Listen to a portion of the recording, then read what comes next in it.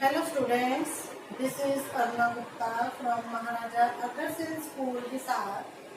Today we will continue our 7th chapter class 10th Mathematics.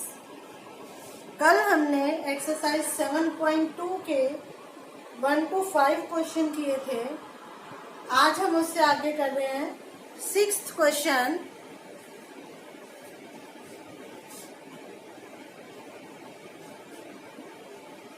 If 1 to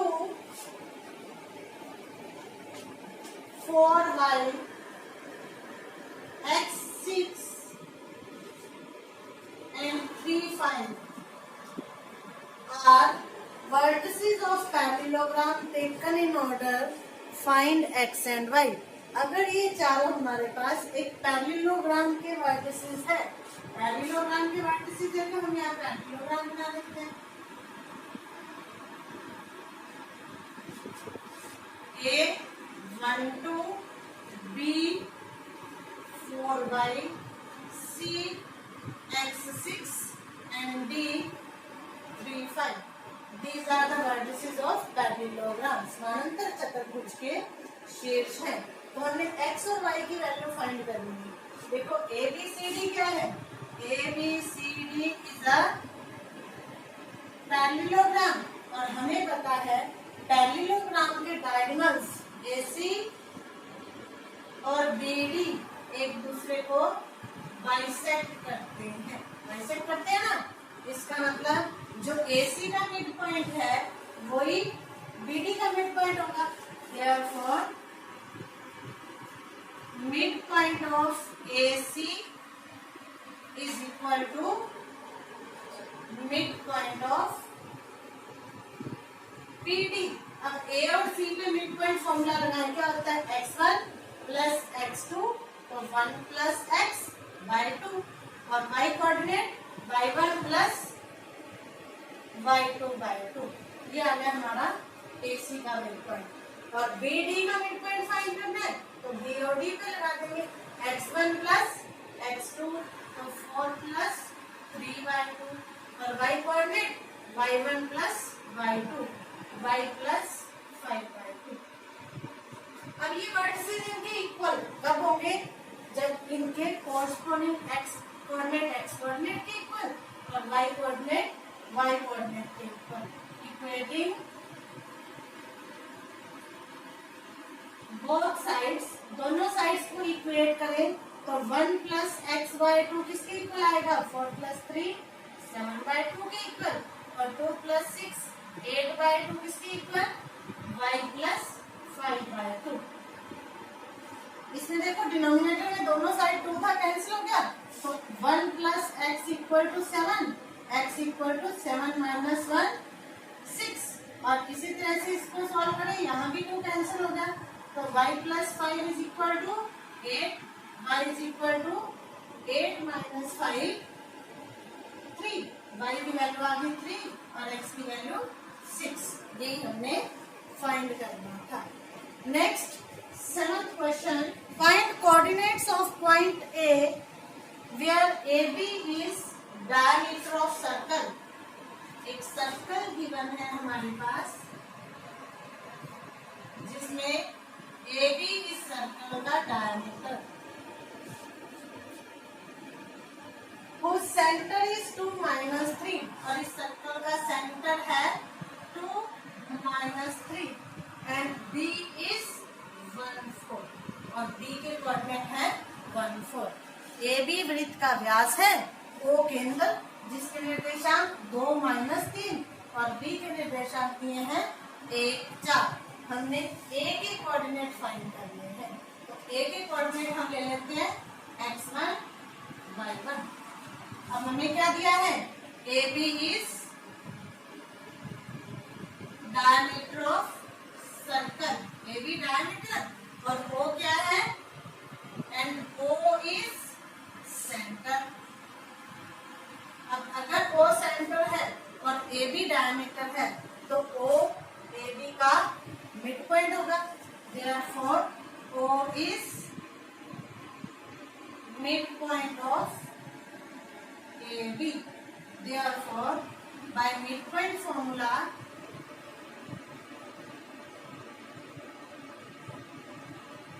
क्या था हमारा midpoint formula? x is equal to x1 plus x2 by 2 and y is equal to y1 plus y2 by 2. अब x और y क्या है? Mid point के quadrant. Mid point क्या है? 2 और -3. तो x की वैल्यू 2, x1 नहीं पता, x2 1 by 2 और इस साइड में y की value -3 equal to y1 plus y2 की वैल्यू 4 by 2. इसे क्रॉस मल्टीप्लाई करो. x1 plus 1 equal to 4, x1 is equal to 4 minus 1 3. और इसी तरह से इसे क्रॉस मल्टीप्लाई करके सॉल्व करें तो y1 plus 4 equal to -6, y1 is equal to -6 minus 4 is equal to -10. x1 और y1 दोनों वैल्यू आ गई. Therefore, coordinates of point A are 3 and -10. A के कोऑर्डिनेट फाइंड करने थे ना, वो हमारे पास आ गए. Next question number 8. If A and B are -2 and 2 -4, respectively, find the coordinate of P such that AP is equal to 3 by 7 AB, where P lies on the line segment AB. और P point कहाँ है? इस line पे कहीं पे, यहाँ है P. अब हमने P के कोऑर्डिनेट फाइंड करने हैं. तो P के कोऑर्डिनेट फाइंड करने के लिए हमें क्या चाहिए? ये रेशो पता होनी चाहिए. और रेशो फाइंड करने के लिए हमें ये कंडीशन जो गिवन है AP is equal to 3 by 7 AB, इससे हम रेशो फाइंड करेंगे. अगर AP को उधर ले जाएं तो क्या आ जाएगा? 7 by, ये 7 इधर आके 7 by 3 equal to AB by AP. मैंने क्या किया? ये कांस्टेंट टर्म जो 3 by 7 था ये इधर ले आई 7 by 3 और AP को डिवाइड में. अब हम इसे क्या लिख सकते हैं? 7 by 3 is equal to AB को क्या लिख सकते हैं? AP plus PB by AP. 7 by 3 is equal to AP by AP plus PB by AP. AP से AP कैंसिल होके 1 आ गया. अब ये 1 इस साइड लाएंगे तो माइनस, तो 7 by 3 minus 1 equal to PB by AP. Minus करें 1, एलसीएम लेके 7 minus 3 equal to PB by AP. इसका मतलब PB by AP क्या आ जाएगा? 7 minus 3 4 by 3. और इसका रेसिप्रोकल करें तो AP by PB 3 by 4 AP by PB. इसका मतलब रेशो क्या होंगी हमारे पास? 3:4. ये आ गया 3 और ये आ गया 4. अब रेशो पता है तो सेक्शन फॉर्मूला लगा के P के कोऑर्डिनेट फाइंड कर सकते हो ना. तो आगे कंप्लीट अपने आप करोगे. Next 9th question. Find the coordinate of the points which divides the line segment joining A -2 to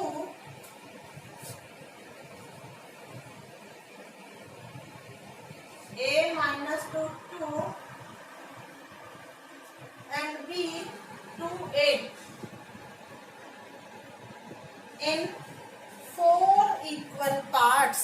हमने इस लाइन को 4 पार्ट्स में डिवाइड करना है, इक्वल 4 पार्ट्स में. तो हमें बीच में 3 जगह कट लेना पड़ेगा. ये हो गए 4 पार्ट्स, 1 2 3 4, चारों इक्वल. तो इन 3 पॉइंट्स को हम ले लेते हैं P, Q and R.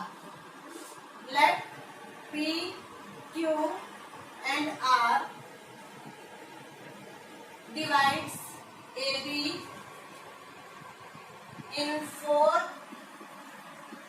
Equal parts. अगर ये चारों पार्ट्स इक्वल है, इसका मतलब Q जो है वो इस पूरी लाइन का mid point, therefore Q is mid point of AB। अगर Q मिड पॉइंट है तो कोऑर्डिनेट्स ऑफ Q क्या होंगे? मिड पॉइंट फॉर्मूला लगाएंगे, x equal to x1 plus x2 by 2 and y is equal to y1 plus y2 by 2। इसमें Q जो है वो किसका मिड पॉइंट है? AB का। इसका मतलब Q के लिए x1 y1 और x2 y2 क्या आएंगे? A और B के कोऑर्डिनेट। जो A के है वो x1 y1 और B के कोऑर्डिनेट x2 y2। तो क्या बनेगा? x1 plus x2 minus 2 plus 2 bye 2 और y2 प्लस 8 बाय 2। ये क्या आ जाएगा? माइनस 2 प्लस 2 0 बाय 2 0 और y2 प्लस 8 10 बाय 2 5। इसका मतलब Q के कोऑर्डिनेट बन गए 0 5। Therefore coordinates of Q are 0 5। अब हमने P फाइंड करना है, तो P देखो A Q का मिड पॉइंट है, also P is mid point of AQ, therefore coordinates of P के कोऑर्डिनेट फाइंड करने हैं, तो A और Q पे mid point formula x equal to x1 plus x2 by 2 and y equal to y1 plus y2 by 2। तो x1 x2 क्या बनेगा? -2 plus 0 bye 2 और y2 प्लस 5 बाय 2। x की वैल्यू क्या आ गई? -2 प्लस 0 -2 बाय 2 -1 और y की वैल्यू 2 प्लस 5 7 बाय 2। तो P के कोऑर्डिनेट क्या आ गए हमारे पास? -1 एंड 7 बाय 2। इसी तरह से R जो है वो किसका मिड पॉइंट है? Q B का। तो R is mid point of QB। Q और B पे मिड पॉइंट फॉर्मूला लगाओगे तो R के कोऑर्डिनेट फाइंड कर लोगे। सेम ऐसे ही करना है, आगे कंप्लीट अपने आप करोगे। Next last question, question number 10, find area of rhombus if its vertices are. हमने रोम्बस का एरिया फाइंड करना है जिसके वर्टिसेस गिवन है A 3 0 B 4 5 C -1 4 and D -2 -1 taken in order. अगर हम इसी ऑर्डर में लें, देखो मैंने इसी ऑर्डर में लिया ना, पहले A B C फिर D। तो इस रोम्बस का एरिया फाइंड करना है। अब रोम्बस का एरिया का एक तो फॉर्मूला हमें पता है, half into first diagonal into second diagonal. तो दोनों डायगोनल्स फाइंड करके एरिया निकाल सकते हैं। लेकिन मैं आपको एक अलग मेथड करवा रही हूँ। एरिया ऑफ क्वाड्रिलेटरल ABCD, कोई भी क्वाड्रिलेटरल है जिसके वर्टिसेस गिवन है, चाहे वो रोम्बस है, चाहे रेक्टेंगल है, चाहे पैरेललोग्राम है, कोई भी क्वाड्रिलेटरल है, अगर उसके वर्टिसेस गिवन है, एरिया कैसे फाइंड करेंगे? हाफ, फिर ये मॉडुलस का साइन लगाओगे। अब पहला पॉइंट क्या था? A, तो A की कोऑर्डिनेट 3 0। दूसरा क्या था? B के कोऑर्डिनेट 4 5। फिर C के कोऑर्डिनेट -1 4। फिर D के कोऑर्डिनेट -2 -1। पहले A के लिखे, फिर B, फिर C, फिर D, लगातार लिखने, उल्टे पुल्टे नहीं लिखने। चारों लिखने के बाद फिर वापस से फर्स्ट क्या था? 3 0। इसको सॉल्व करेंगे तो हमारा एरिया आ जाएगा। इसे सॉल्व करें is equal to half modulus. Solve कैसे करोगे? ब्रैकेट इधर से फर्स्ट को सेकंड से मल्टीप्लाई करो, 3 5 जार 15, फिर सेकंड को थर्ड से किया प्लस 16, थर्ड को फोर्थ से किया -1 इंटू -1 +1, फिर फोर्थ को फिफ्थ से किया -2 इंटू 0 -0। इसको मल्टीप्लाई करने के लिए आगे नहीं है, छोड़ दो, ब्रैकेट बंद, फिर माइनस, फिर ब्रैकेट। अब इस साइड से स्टार्ट कर दो, फर्स्ट को सेकंड से मल्टीप्लाई 0, सेकंड को थर्ड से किया -5, थर्ड को फोर्थ से किया -8, फोर्थ को फिफ्थ से किया -3।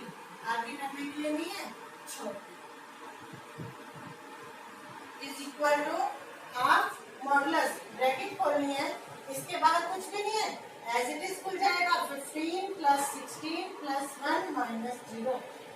इस ब्रैकेट के बाहर माइनस का साइन है तो अंदर के sign change, -0 + 5 + 8 + 3 is equal to half modulus 15 + 16 31 + 1 32 + 5 37 + 8 and 3 11, 37 और 11 48।